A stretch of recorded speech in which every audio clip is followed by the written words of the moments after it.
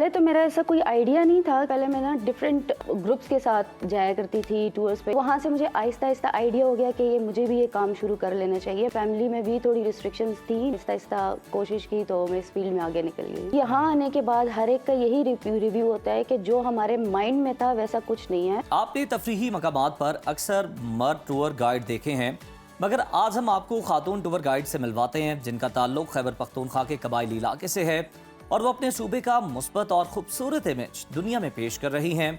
जी हाँ, हम बात कर रहे हैं मारिया खान की, जो कि खैबर पख्तूनख्वा की पहली प्रोफेशनल और लाइसेंस याफ्ता टूर गाइड हैं। मुल्की और गैर मुल्की सयाहों को सूबे के तफरीही मकामात की सैर करवाती हैं और उन्हें गाइड भी करती हैं और साथ साथ उन्हें तारीखी मालूमात भी फराहम करती हैं। मारिया खान अपनी बेहतरीन कारकर्दगी पर सूबाई महकमा सयाहत की जानिब से टूर गाइड का अवार्ड भी अपने नाम कर चुकी हैं। आइए मारिया खान से बात करते हैं। वेलकम टू सुनो पाकिस्तान मारिया। जी अस्सलाम वालेकुम। वालेकुम अस्सलाम। मारिया, सबसे पहले बताइएगा कि टूर गाइड आम तौर पे हम मर्दों को देखते हैं, आप खातून हैं, ऊपर से आपका ताल्लुक खैबर पख्तूनख्वा से है। टूरिज्म और सियाहत की तरफ से अगर हम बात करें तो किस तरह इंटरेस्ट आपका इस फील्ड के अंदर जनरेट हुआ? मुझे तो ट्रैवल का बचपन से शौक़ था। बस हर वक्त दिल करता था कि घर से निकलूं और माहौल ऐसा था कि उस टाइम पे मुझे लगता था शायद जो पायलट्स वगैरह होते हैं या जो बस यही ट्रैवल करते हैं, इसके अलावा और कोई ट्रैवल नहीं करता। लेकिन वक्त के साथ साथ आहिस्ता आहिस्ता आइडिया होता गया कि नहीं, यहाँ पे भी ट्रैवल हो सकता है, इस तरह से भी हो सकता है। तो बस साथ साथ ये इंटरेस्ट डेवलप हुआ कि मुझे अब ये काम भी शुरू कर लेना चाहिए। अच्छा मारिया, ये बताएं कि टूर गाइड बनने का आपका जो मकसद था, ये सिर्फ सैर व सयाहत ही था इसके पीछे? क्योंकि हम देखते हैं कि जहाँ से आपका ताल्लुक है बड़ा कंजर्वेटिव सोसाइटी है और बड़ा मुश्किल होता है। जी पहले तो मेरा ऐसा कोई आइडिया नहीं था कि मतलब ना ही ऐसा कोई इरादा था कि मैं टूर गाइड बनूंगी। लेकिन मैंने जैसे कि बताया, पहले मैं ना डिफरेंट ग्रुप्स के साथ जाया करती थी टूर्स पे। यूनिवर्सिटी का जो भी ट्रिप हुआ करता था तो मैं कोशिश करती थी कि मैं लाजमी इसके साथ जाऊँ, कॉलेज में, यूनिवर्सिटी में। तो उसके बाद जब डिफरेंट ग्रुप्स के साथ जाती थी, जैसे ये अनाउंस वगैरह करते हैं ना इंटरनेट पे कि फलां जगह ग्रुप जा रहा है, तो उसके कुछ चार्जेस वगैरह होते थे। तो वहाँ से मुझे आहिस्ता आहिस्ता आइडिया हो गया कि ये मुझे भी ये काम शुरू कर लेना चाहिए, मैं भी कर सकती हूँ।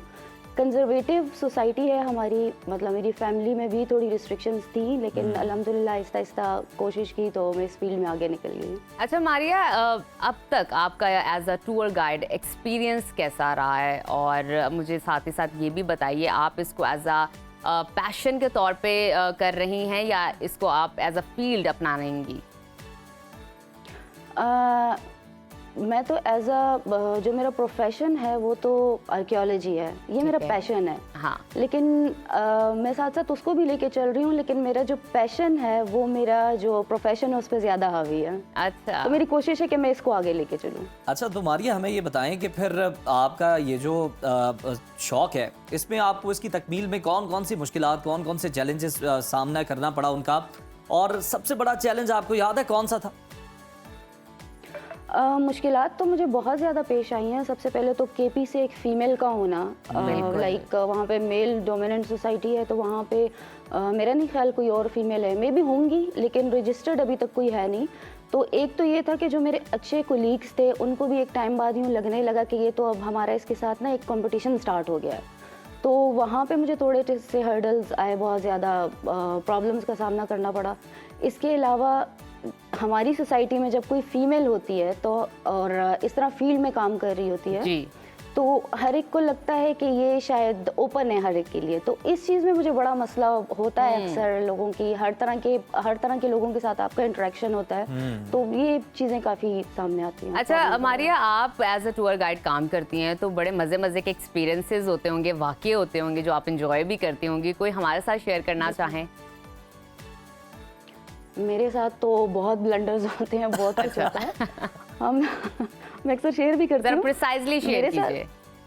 हाँ, मेरे साथ एक मरतबा हुआ था, हम लोग कैंपिंग के लिए गए थे तो 4000 मीटर्स पे था, तो वहाँ पे ऑक्सीजन की कमी थी और हमने जो लोकल टूर गाइड्स थे वो हमें बता रहे थे कि यहाँ पे ना रात को जानवर वगैरह निकल आते हैं। अच्छा। तो मैं सो गई, सब लोग जाग रहे थे, बाहर कैंपिंग कर रहे थे, तो ऑक्सीजन की कमी की वजह से मेरी आंख खुल गई, तो मुझे लगा मेरे दोनों हाथ कोई काट के ले गया है। ओहो। तो मैंने चीखना शुरू किया, मैंने कहा मेरे हाथ कोई ले गया, तो वो सबको लगा शायद कोई शेर आया था, कोई चीज़ आई थी जो इसके हाथ काट के ले गया, तो वो सब डर गए।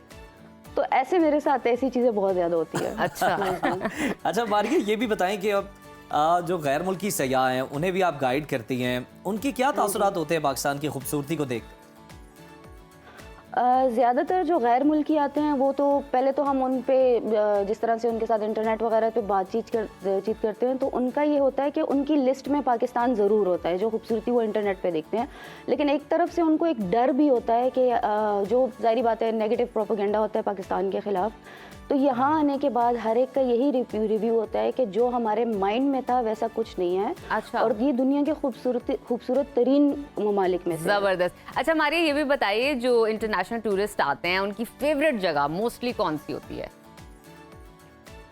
हर एक की अपनी फेवरेट, लेकिन ज्यादा कोई एक स्पेसिफिक होती है ना कि आपके कि यार इस जगह के बारे में तो हर कोई जानना चाहता है, देखना चाहता है।